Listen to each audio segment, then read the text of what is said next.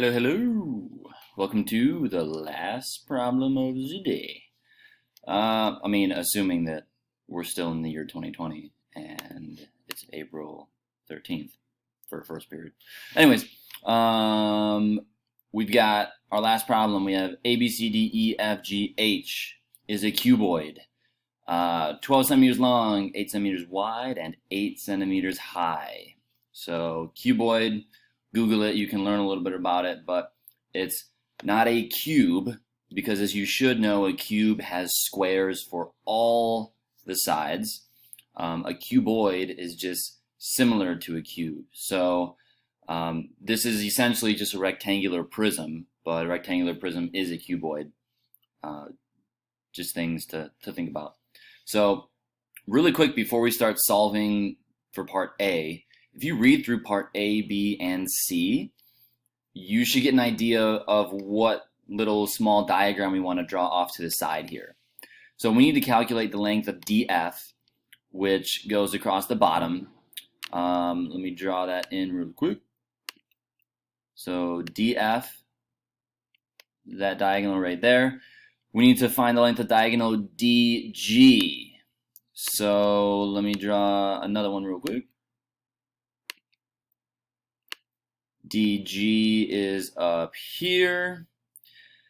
And then we need to calculate the angle GDF. So GDF, we're looking for this angle right in here. So if we have a base, we have a hypotenuse, and then the height would be GF.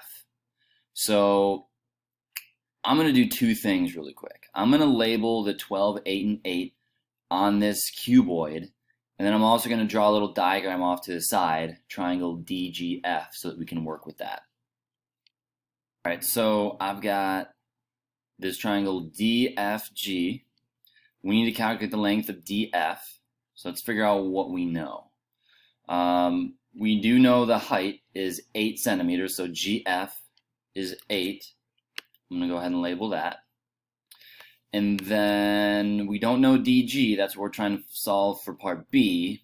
And then we don't know GDF, that's part C. We do know that this is a right angle down here because this is DF is part of the base, GF is part of the, DF is the base, GF is the height.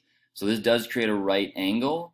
We need more information in order to actually do anything with this triangle. So when we're solving for DF, this first length on the bottom, I did draw a second triangle because we know DE, we know EF. So if we draw this second triangle, I'll go ahead and pause this video and make sure you know where both of these triangles are coming from within this diagram. DEF is just part of that base. And the reason I'm doing this is because we know DE is 8, so I'm going to go ahead and label that. We know that EF is 12, so I'm going to go ahead and label that. And then that allows us to do Pythagorean theorem because this is a right angle.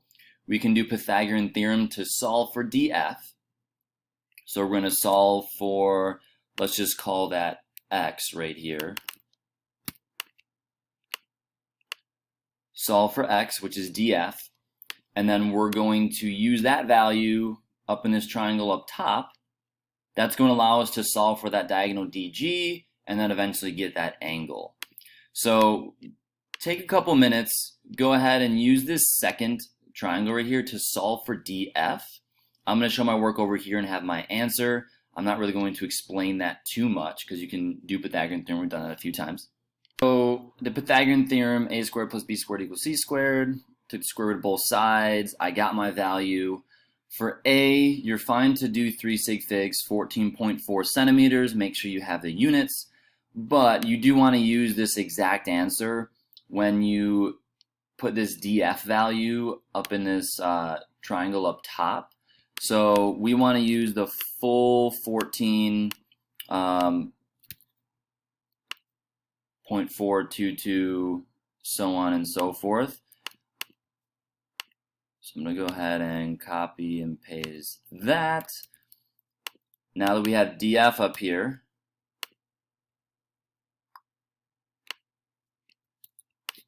we can go ahead and do Pythagorean theorem again, because we have a right triangle. Do Pythagorean theorem again.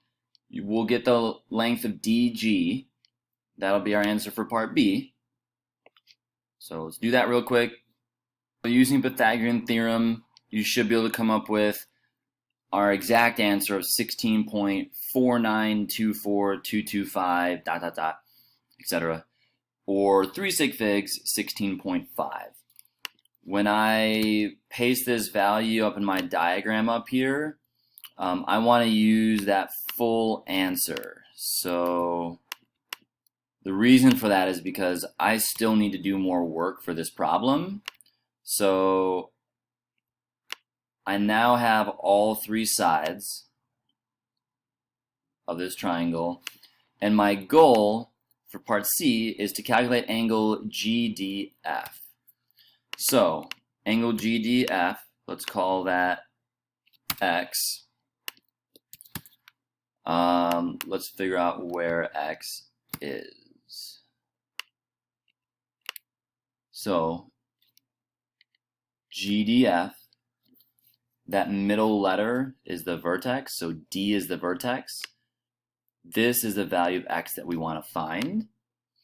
So you got any trig function you can use. You can use cosine, sine, or tangent.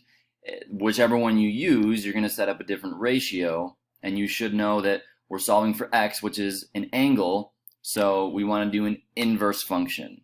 So go ahead and figure out which inverse function you want to use, find your value for X, and if you're using the exact answers, no matter what trig function you use, you should come up with that same degree angle that the rest of the class is coming up with. So go ahead and do that for part C.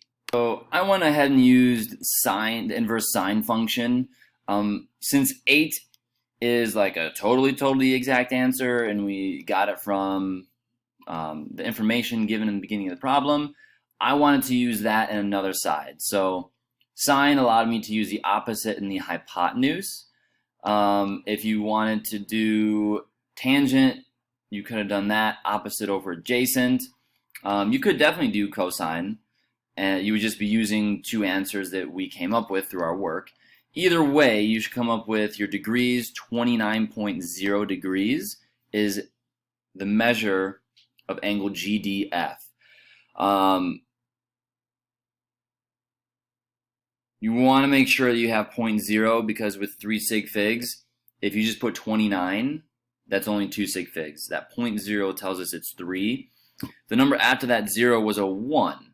So it's not going to round up to 29.1 unless there was a larger number after it. So that should pretty much wrap it up for these first 4 problems. Make sure you're reaching out. If you have any questions, I'm more than willing to help